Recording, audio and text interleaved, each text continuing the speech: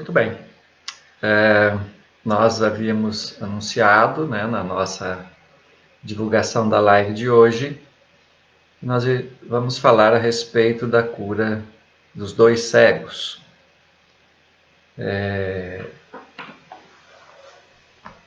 Essa passagem está no Evangelho de Mateus, no capítulo 9, no versículo 27. E eu pretendo fazer uma adaptação na noite de hoje, se vocês me permitirem isso. Nós nos reunimos todas as terças à noite, para meditarmos sobre a palavra. Mas hoje nós tivemos um acontecimento, não vamos dizer anormal, mas daquele que nos deixa um pouco chateado, Todos vocês que nos acompanham sabem que nós somos de um grupo chamado Pastores de Fátima, que temos um projeto de evangelização, e dentro desse projeto de evangelização nós realizamos os acampamentos, os vários acampamentos com várias pessoas. E agora há pouco nós acabamos de perder um amigo nosso para o Covid. É um nosso amigo, o Clóvis de Assis, perdeu a batalha para o vírus. Perdeu a batalha física. Mas eu tenho certeza que ele não perdeu a batalha espiritual. Jesus foi muito claro para nós na sua palavra quando ele nos dizia, que tu és pó e ao pó voltarás.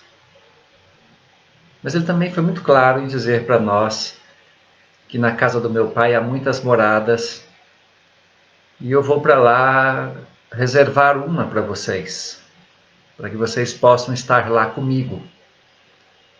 Então a gente tem certeza que os amigos nossos de caminhada, aqueles que entregaram a sua vida em prol do Evangelho, que se dedicaram e buscaram de uma forma ou de outra,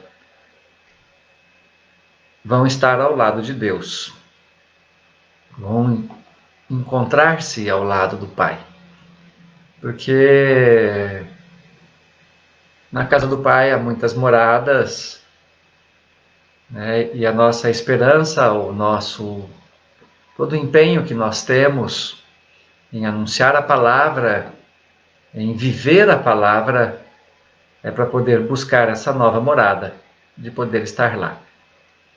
É óbvio que, mesmo com toda a confiança que a gente tem, com toda a certeza que a gente tem na palavra, nós nos entristecemos.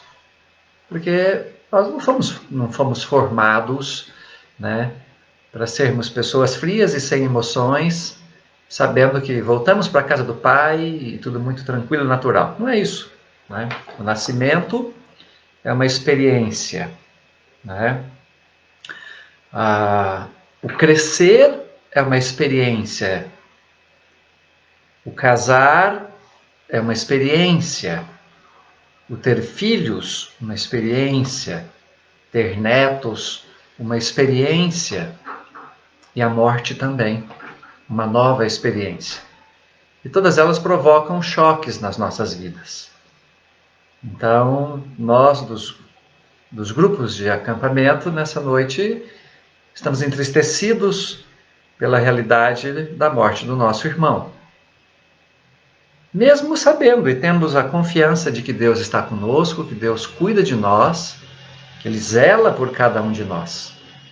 Mas nós somos formados, de corpo, de mente e de alma. E o corpo, ele é um invólucro emocional. Tem emoções envolvidas nessas situações nossas. E essas emoções, elas nos abalam, nos afetam, nos entristecem.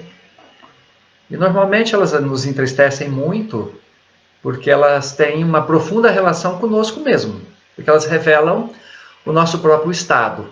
Elas revelam a nossa própria realidade, a nossa própria situação de vida.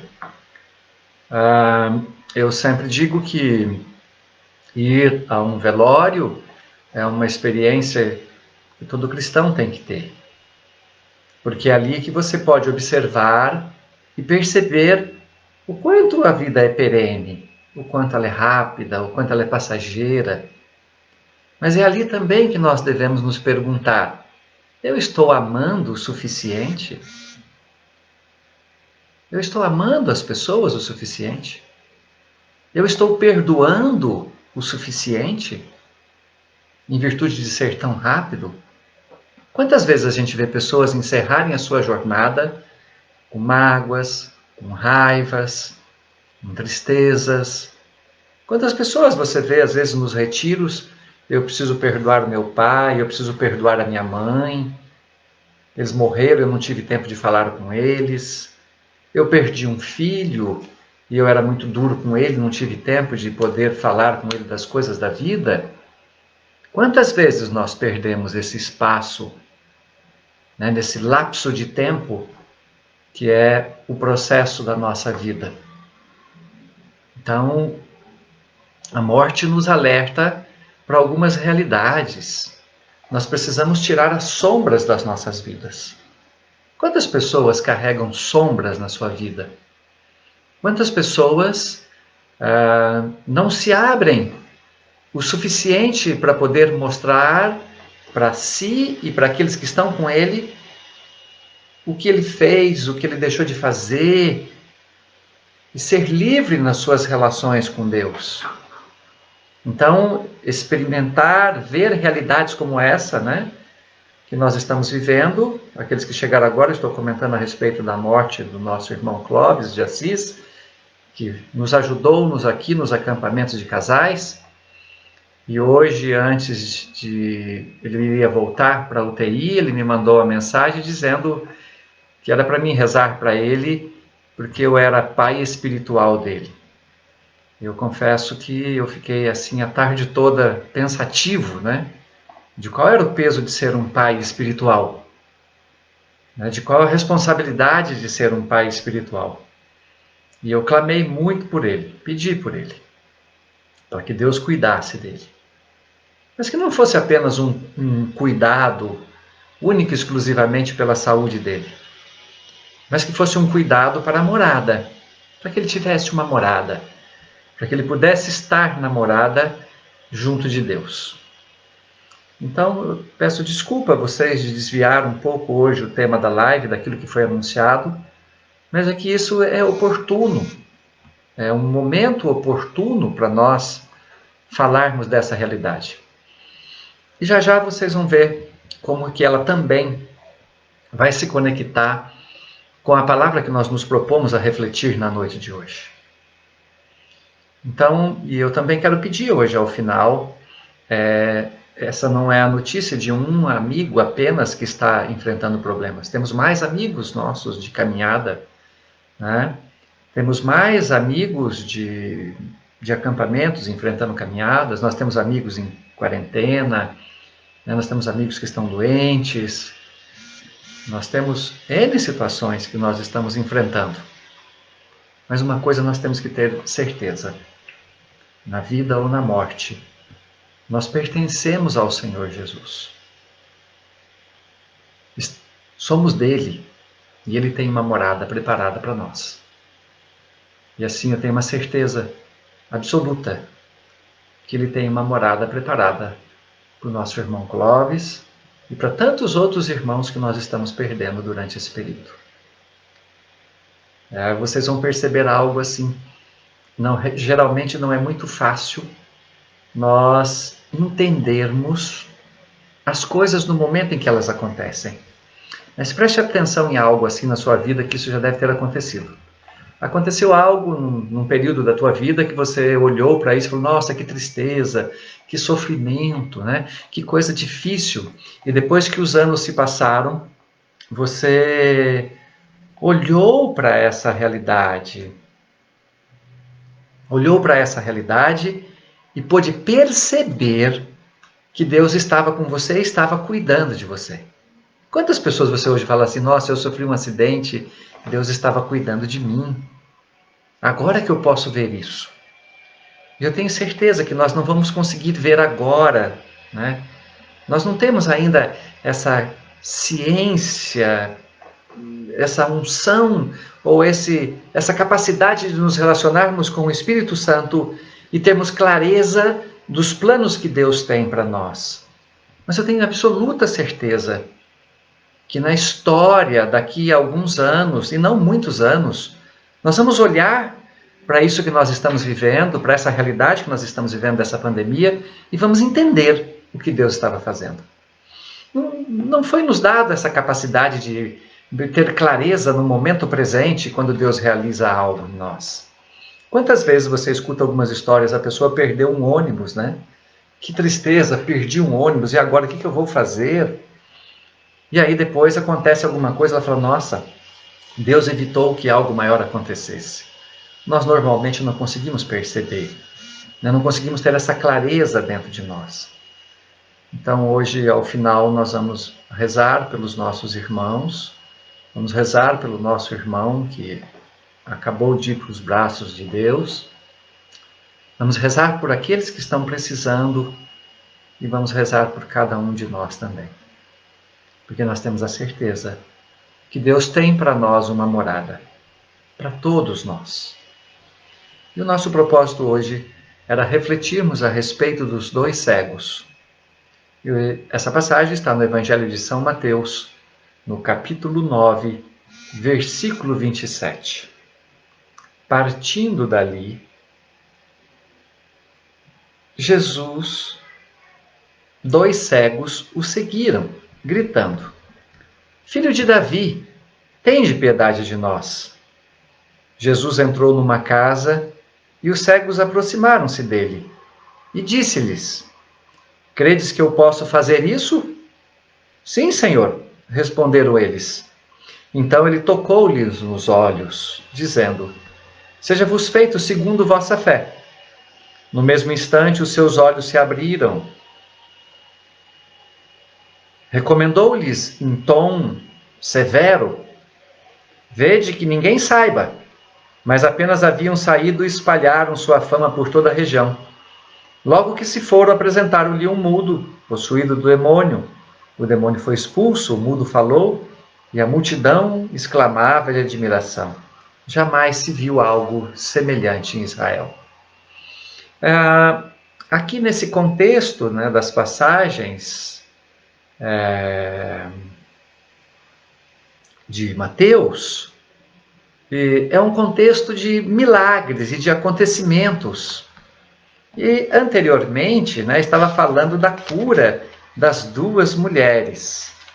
E agora fala da cura dos 2 cegos. E vocês vão começar a perceber, se forem mergulhando a leitura nas Sagradas Escrituras, que daqui para frente ele começa a falar de 2. Por que será? O que será que foi que mudou? Antes ele curava uma mulher, agora ele cura 2 mulheres. Antes ele curava um cego, agora ele cura 2 cegos. Antes ele curava um paralítico, agora ele cura 2 paralíticos. O que será que está nesse contexto? Logo em seguida vem a escolha dos 12. E aí vem o envio dos 12. E Jesus vai enviar 2 a 2. Aí você começa a entender, né, qual é o projeto de Deus para essa realidade. Mas, olhando cada um dos versículos, partindo dali, 2 cegos o seguiram. Então existe aqui uma condição para encontrarmos a cura e a nossa libertação. Primeiro, precisamos seguir a Jesus. Temos que andar com Ele, ou andar atrás dele, clamar a Ele para que cuide de nós, da nossa realidade. E tem mais um detalhe.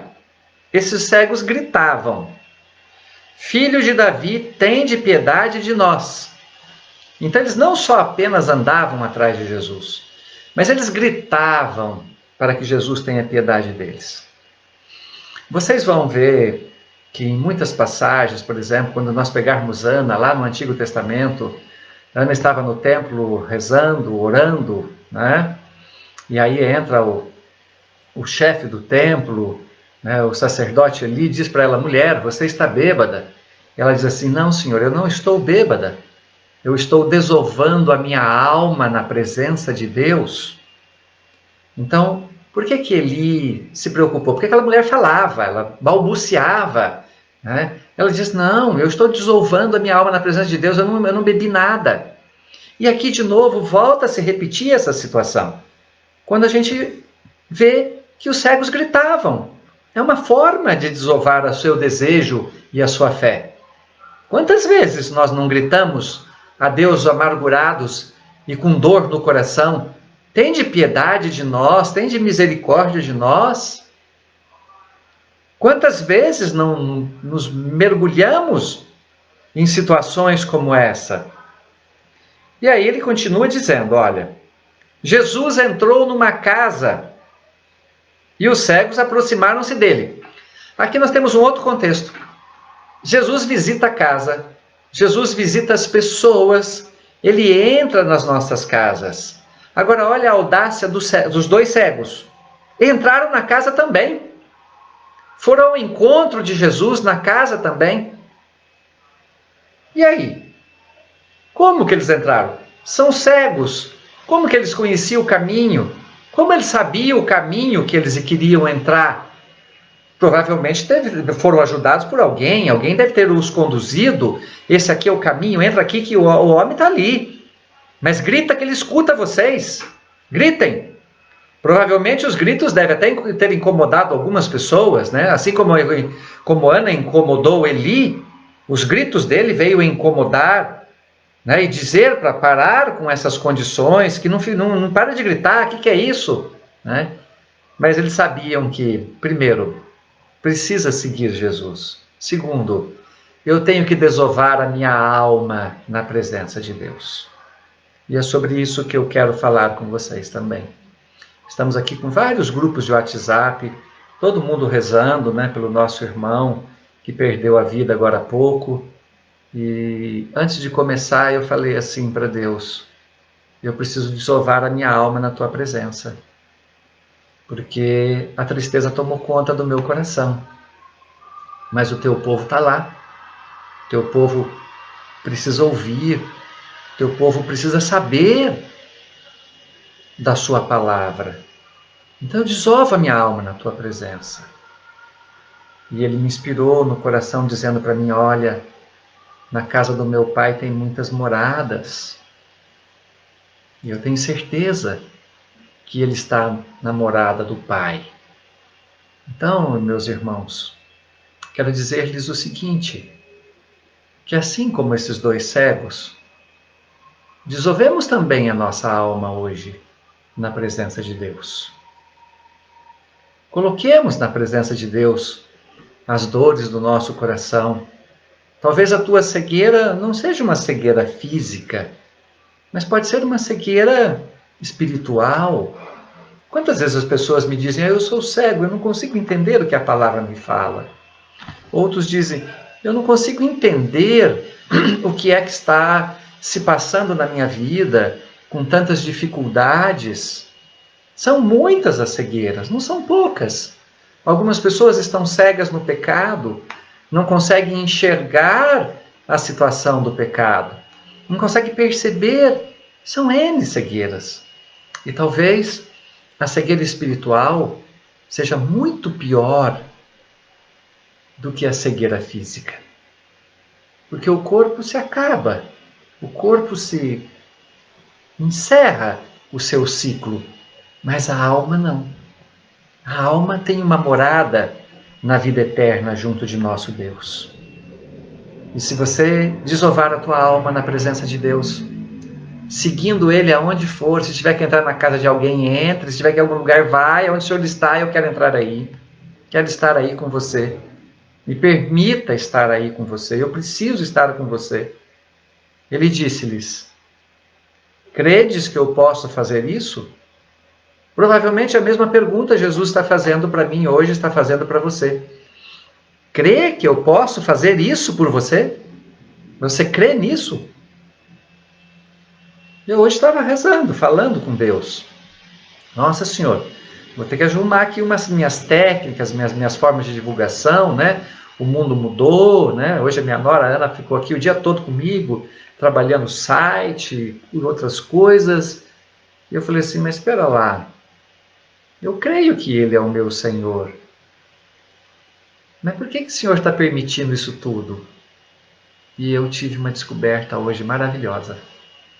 Eu sempre tive meu olhar para cuidar de empresas, mesmo que na empresa cuidando de pessoas, né? E Deus, olha, já que você está desovando a tua alma, eu vou mostrar para você o que eu quero.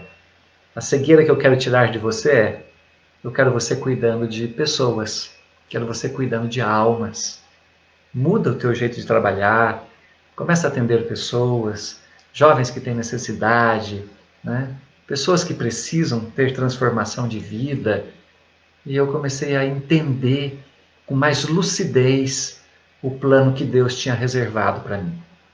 Então, eu tenho certeza que se você também seguir o Senhor, entrar em todos os caminhos, mesmo que ele entre em lugares que você não conhece, mas eu vou atrás de você, ele vai lhe fazer uma pergunta: você crê que eu posso fazer isso? E talvez você possa dizer assim: nesse momento eu não tenho nem fé, Senhor. Nesse momento eu não tenho nem certeza. Mas uma coisa eu sei. Eu sei que você é o único Senhor da vida. Não existe outro Senhor. Mesmo que eu não aprendi ainda a ter dependência de você. Mesmo que eu ainda não sei depender-me plenamente de você. Eu tenho certeza que você é o único Senhor. Então, com fé ou sem fé, cuida de mim. E esse cuidar de mim é a fé. Isso é a fé. Porque às vezes nós achamos que a fé é emoção, né? Aquela coisa, eu acredito, eu creio, eu estou forte aqui. Isso é emoção, gente. Emoção passa, né? Emoção é igual a arrepio. Se arrepia, arrepia, depois ele passa. Não. Isso daqui é uma experiência de dependência. Não sei, Senhor, direito, tenho pecado, não entendo direito, mas eu sei que você é o único caminho, não tem outro caminho para o Pai a não ser você. E os dois cegos responderam: sim, Senhor, responderam eles. Então ele tocou-lhe nos olhos, dizendo: seja-vos feito segundo a vossa fé.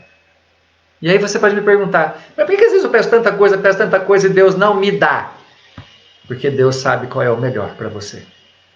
Ele sabe o que é bom para você. Ele até sabe quando você pede coisas que não vão te fazer bem no futuro. Ele sabe disso, tá? Ele te conhece profundamente.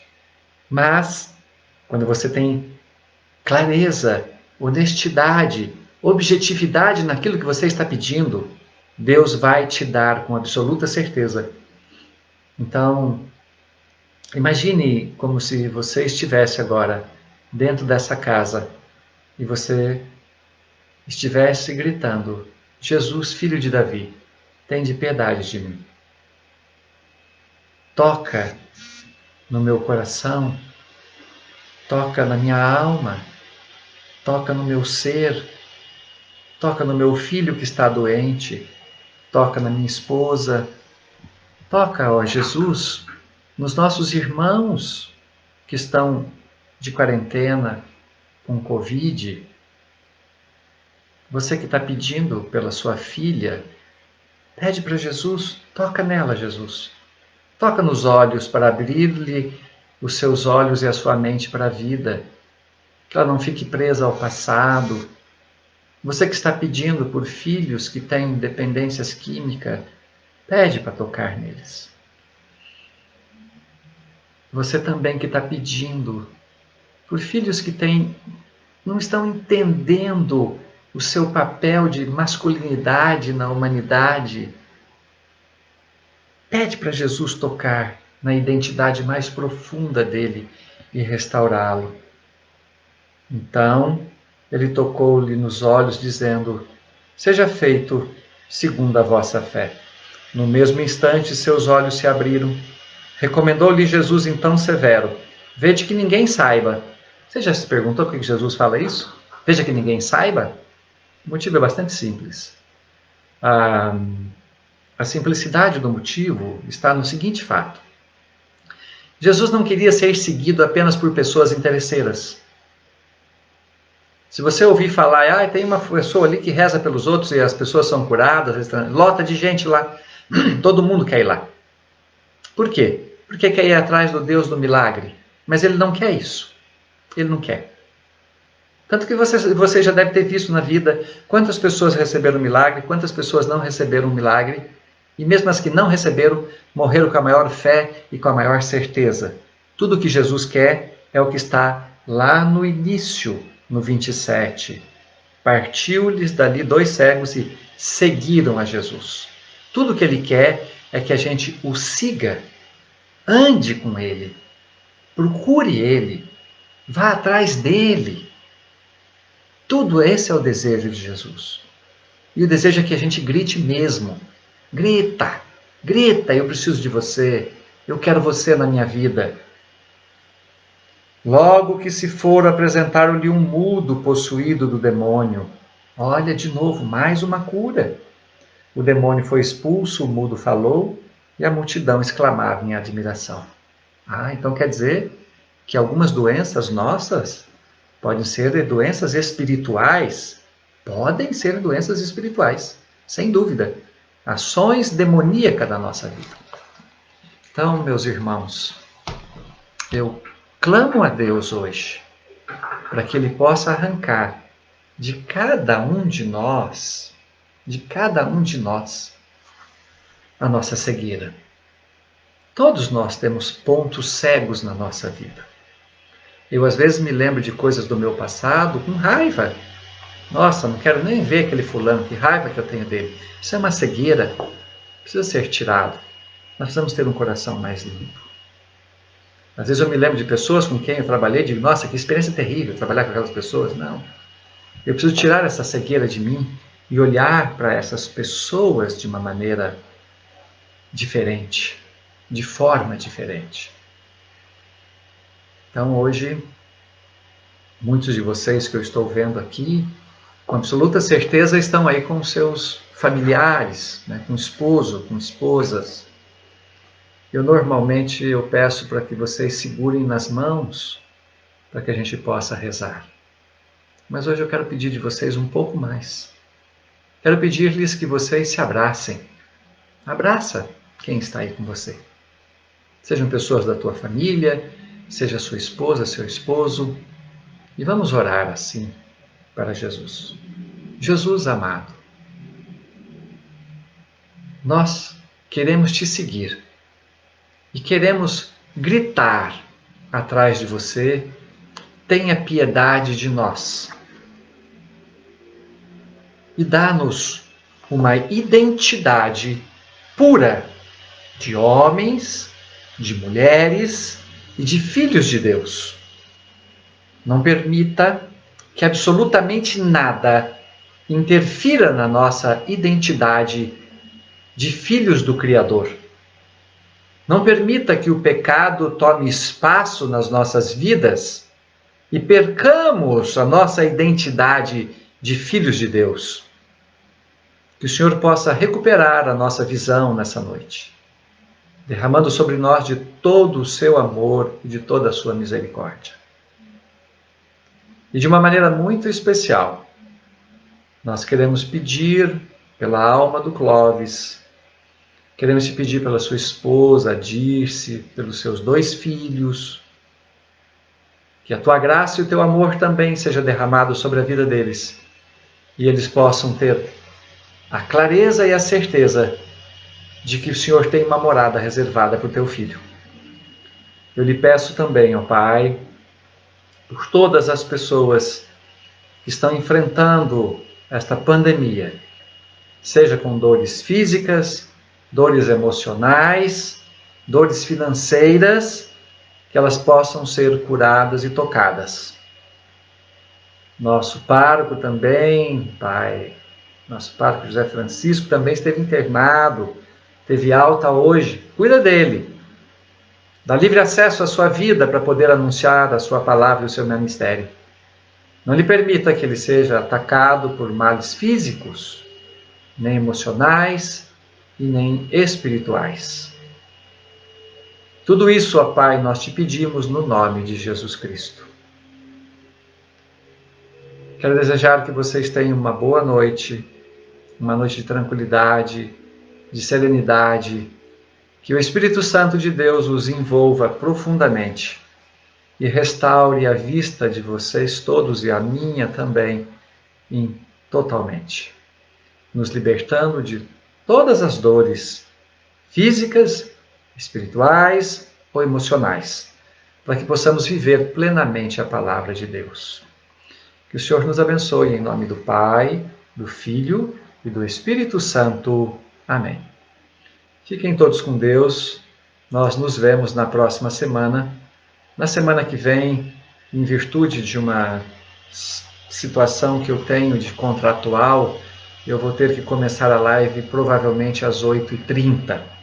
Tá? Não vou conseguir terminar uma reunião em tempo, né? Mas somente nessa, às 8h30, nós estaremos juntos.